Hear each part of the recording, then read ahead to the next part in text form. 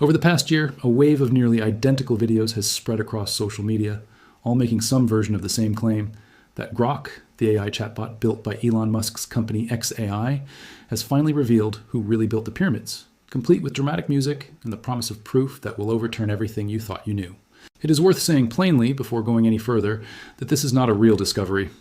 No chatbot has uncovered a hidden truth about the pyramids that archaeologists somehow missed. What these videos are doing is repackaging an old genre of pyramid mystery content, the kind that has circulated in one form or another since at least the 1970s, and attaching a trendy AI branding to it because a machine revealing something feels more novel and more shareable than a scholar publishing a paper. The frustrating part of this is that the real story of who built the pyramids does not need embellishment to be genuinely fascinating. Egyptology has spent the last several decades quietly and rigorously answering exactly this question, using excavated worker villages, tombs, ration records, and, most remarkably, an actual surviving daily logbook written by a real member of the construction workforce more than 4,500 years ago.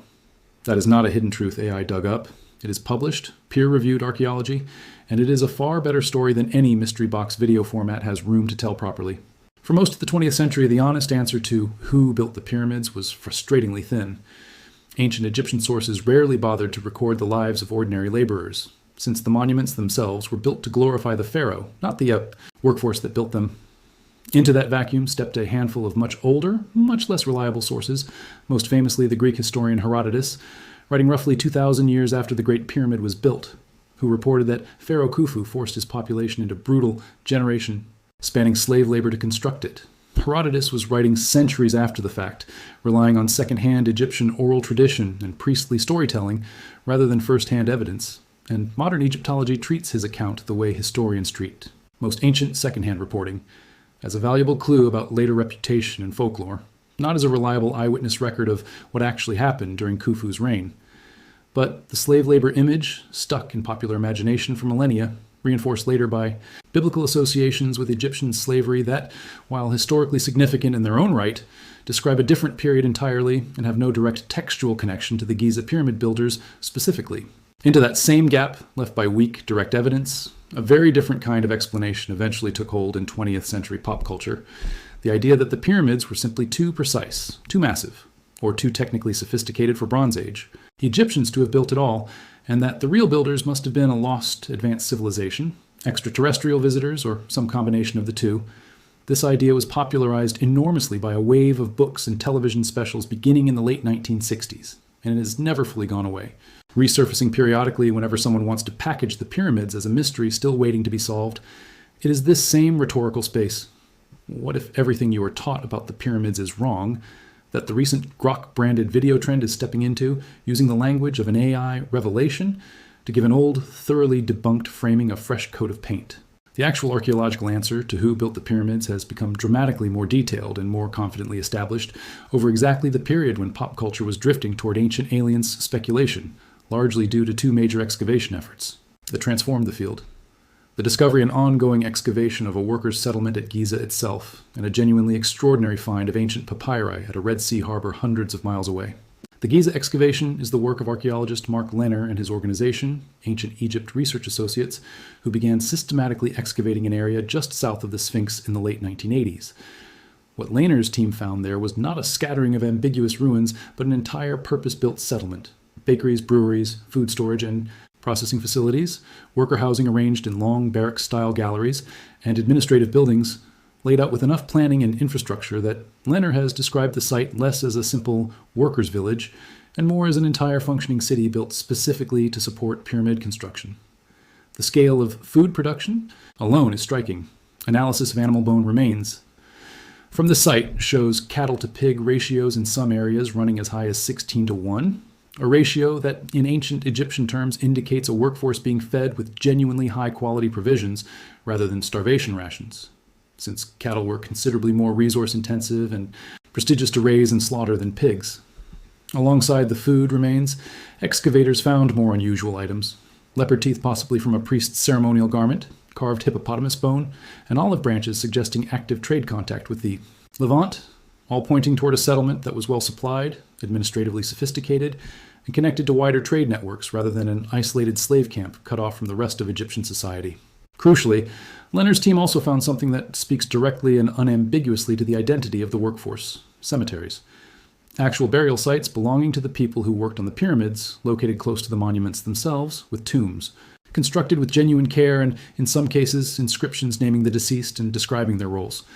This detail matters enormously because in ancient Egyptian religious belief, burial location and quality were treated with tremendous seriousness, tied directly to a person's prospects in the afterlife. Slaves, or forced laborers, historically, were not typically granted formal burial in dedicated cemeteries built with real architectural investment close to a royal monument.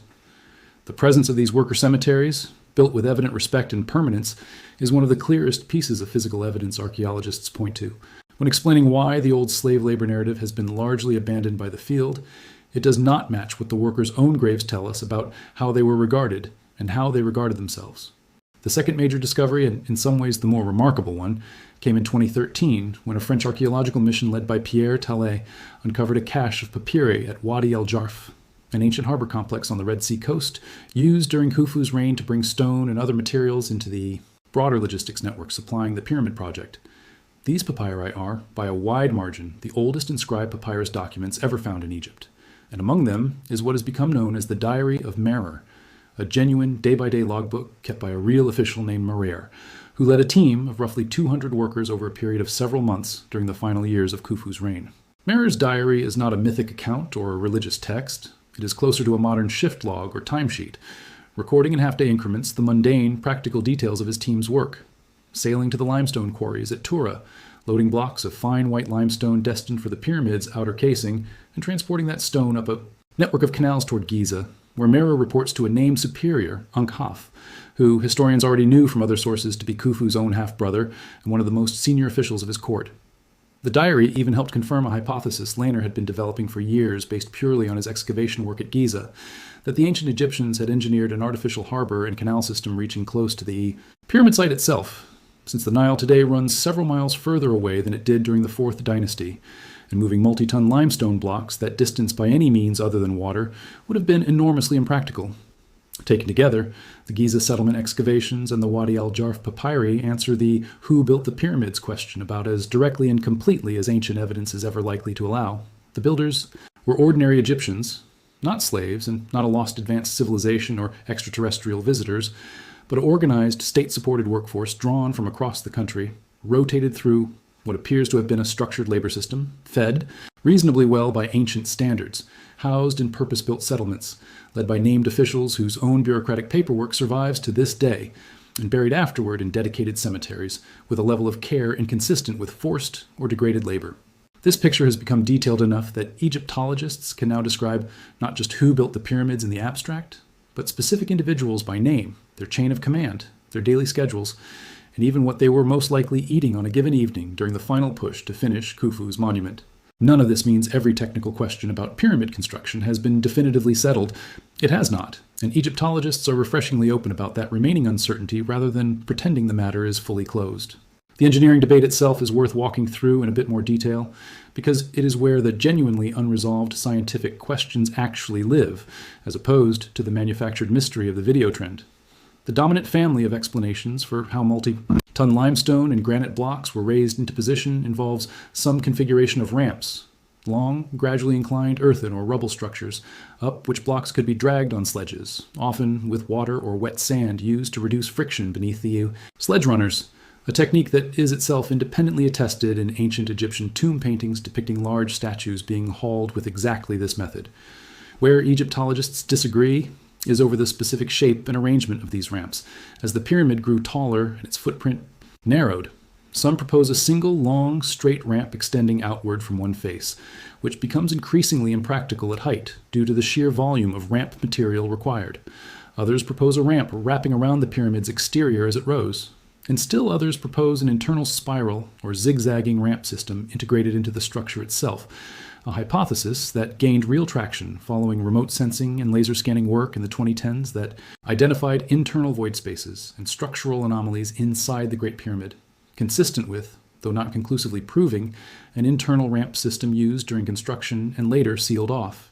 Each of these proposals has genuine engineering logic behind it and genuine unresolved problems and reconstructing exactly which method, or combination of methods, was actually used remains active, unfinished archaeological and engineering research, rather than a settled textbook fact. A separate but related open question concerns precisely how labor was organized and rotated across the roughly 2 decades of Khufu's reign, during which the Great Pyramid was built.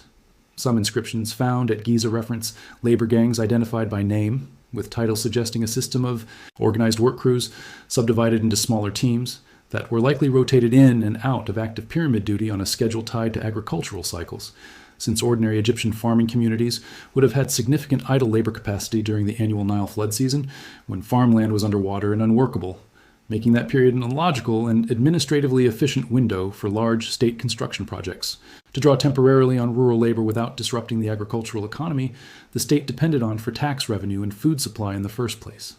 What is not seriously debated within the field, and has not been for decades, is the basic identity and social status of the workforce. Skilled, coordinated, reasonably well-supported ancient Egyptian laborers working within a genuinely impressive state, logistics, and administrative system, not the coerced slave population of Herodotus's second-hand account,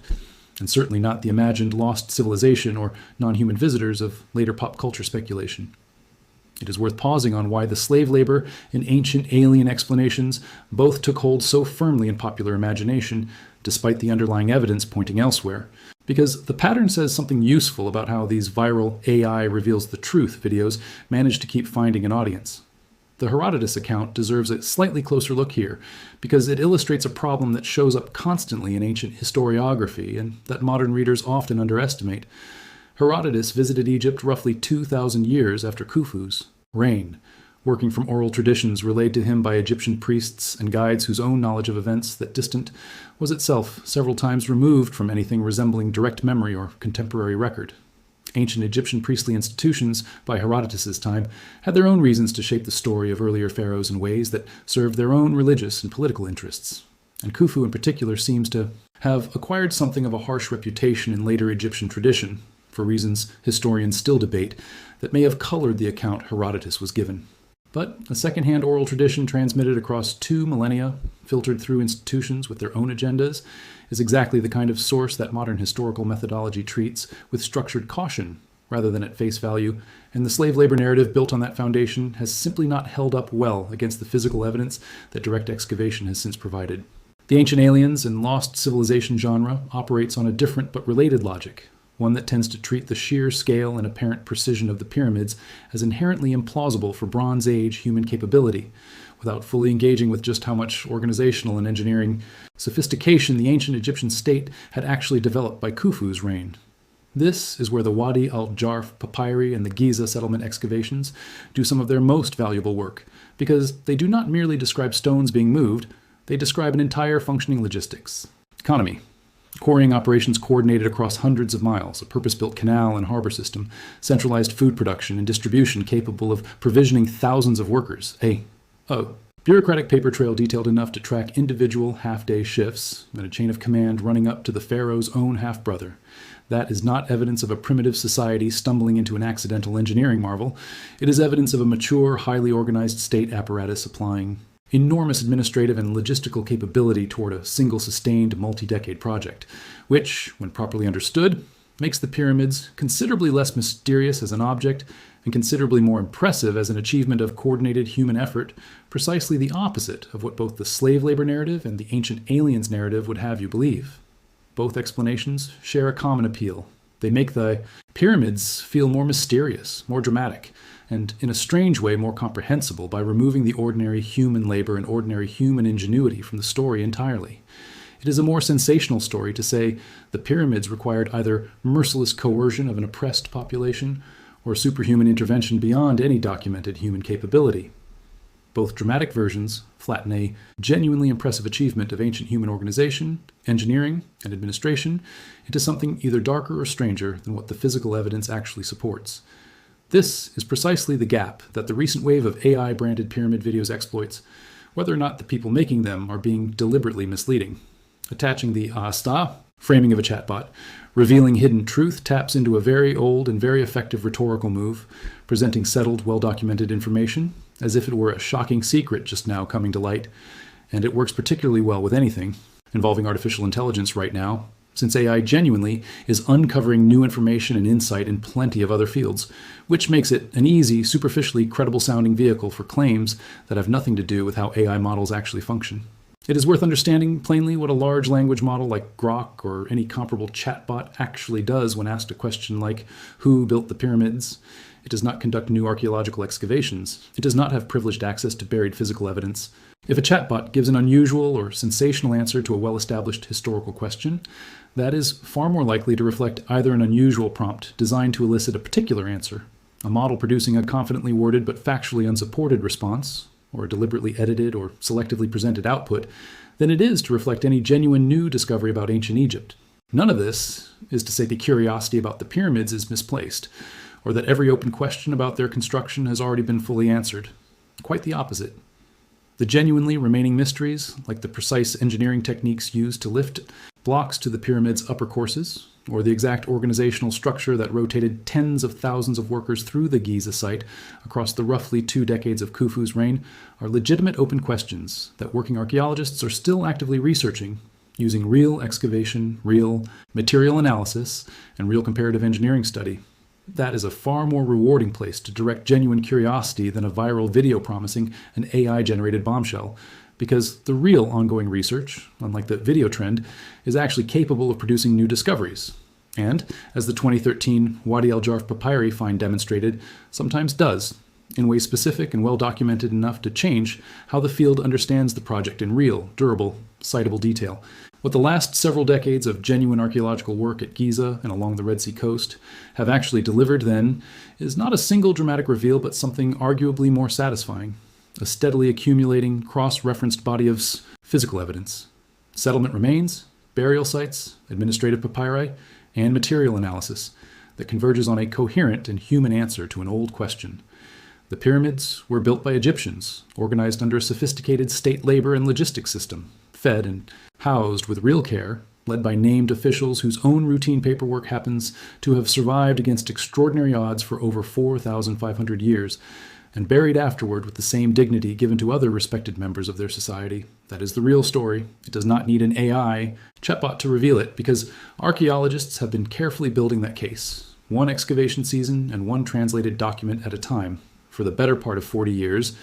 and unlike the video trend recycling the same dramatic title every few weeks, their work is still ongoing and still turning up genuinely new things to learn. If there is a genuinely useful habit to take away from all of this, it is a fairly simple one. When a video, a post, or a headline claims that an AI model has revealed some overturned truth about a well-studied historical subject, the framing itself is worth treating as a signal rather than as evidence. A chatbot is not an archaeological instrument, and it cannot excavate a buried settlement, translate a newly unearthed papyrus, or carbon date a bone fragment. It can only summarize, rephrase, or speculate on the basis of existing published material, and any claim that stakes its credibility primarily on the fact that an AI said it, rather than on citable excavation reports, peer-reviewed publications, or named researchers whose work can be independently checked, is worth approaching with exactly the same skepticism a careful reader would bring to any other unsourced claim. The real answer to who built the pyramids was never actually hidden. It has been sitting in published excavation reports, museum collections, and academic journals for years, available to anyone curious enough to look past the next dramatic video title and toward the researchers who did the actual work of finding it.